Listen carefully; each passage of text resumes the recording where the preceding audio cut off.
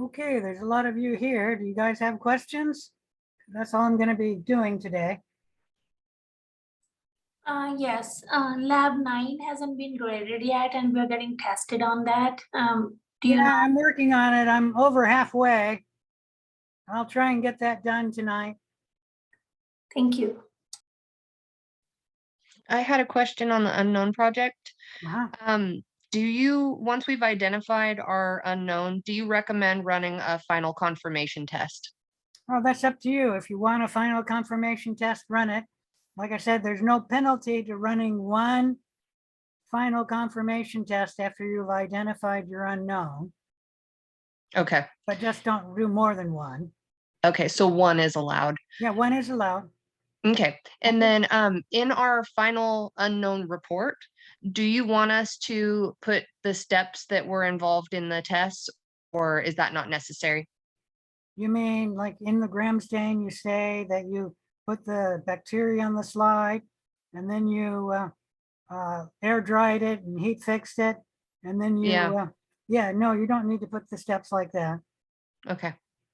So don't list out procedures. No, you just state what test you ran. Okay. I do have a question on the unknown notes. So when we are performing certain tests, it takes few days. Does our dates need to be accurate? Like we requested this test and this is day 6 and this is the date. Does it have to be accurate? Like how long it takes to run the test? Let me show you an example. Come on, share my screen. I think I've got this open close enough.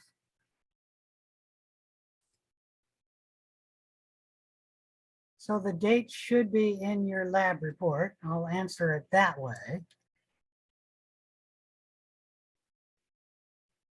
And you should have the date when you requested a test and when you got the results. Come on, show.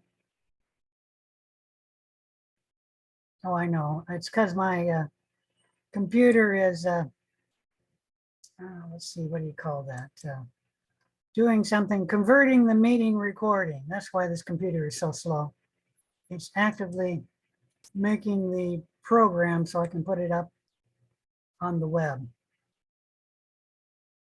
So you can take a look at the sample journal. And, you know, I might have that already down here. Let me look and see if I've got that.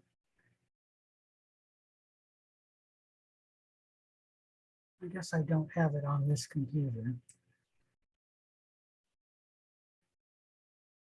So we'll go look at it here on the web. The trouble with this, well, this might not be that bad. Move that over here.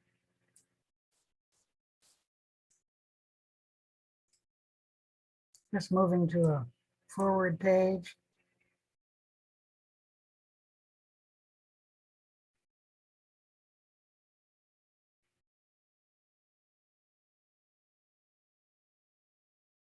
This is going to be a little bit confusing because he starts the day here and then he gives his observations. So he got a test back and he's recording his observations for that test. Oops, now I lost it, didn't I? Was that day 7 we were looking at? Yeah, here it is here.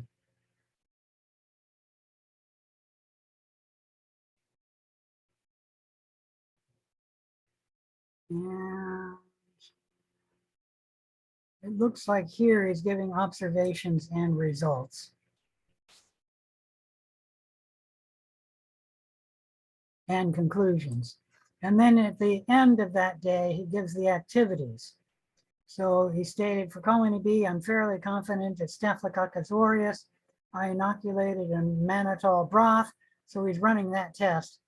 If positive for mannitol fermentation, this will add to my confidence. And then when the 7% sodium chloride becomes available, I will test this. And I assume he's asking for that. You should put that under Oh, yeah, that's the activities. Where you're asking for a test, you should put that under the activities.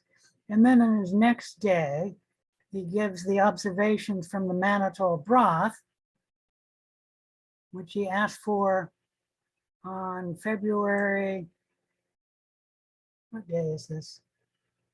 I know it's day 6, but February 11th, 2004. And then he gave the results on February 12th, 2004 to the mannitol broth.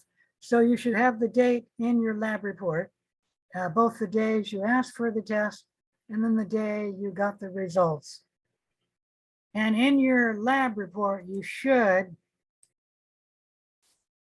have to do it exactly this way. Where is it?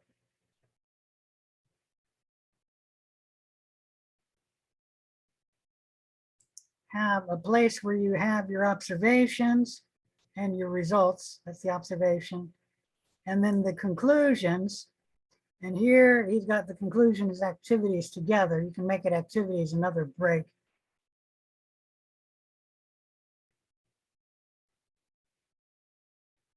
And this is the activity.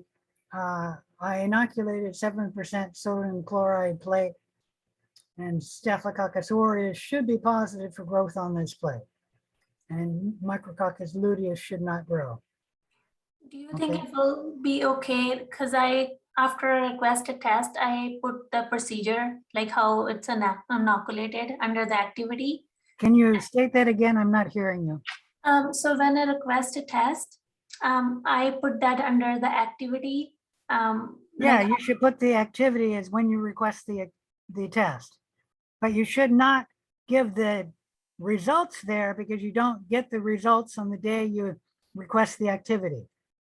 yeah, then I put it under observations once I get the result back, and then the conclusion, and then what I request next, like what test did I request next? Yeah, you can get, like I said, the exact order of how you do this.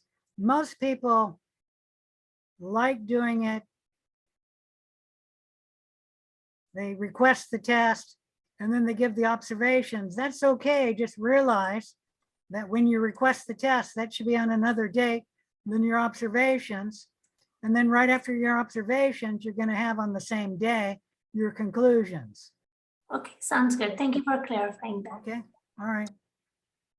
Anyone else?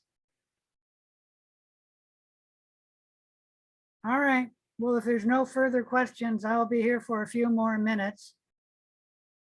And then I'll be logging off. I was a little bit late, so I'll go a little beyond 9:45 or a little beyond 6:45, but after about 6:47, I'll be logging off.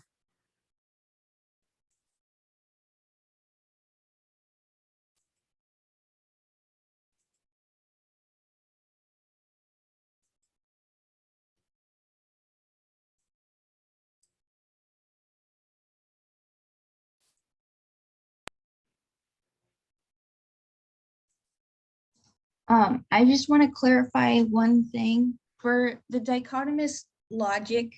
I know on the sample report, you had it in a table. Is it okay if I make mine kind of like Figure? yeah, like the figure that was in a previous lab where there was the bubbles and the lines? Yeah, you can do it that way too. Okay. Thank you. All right.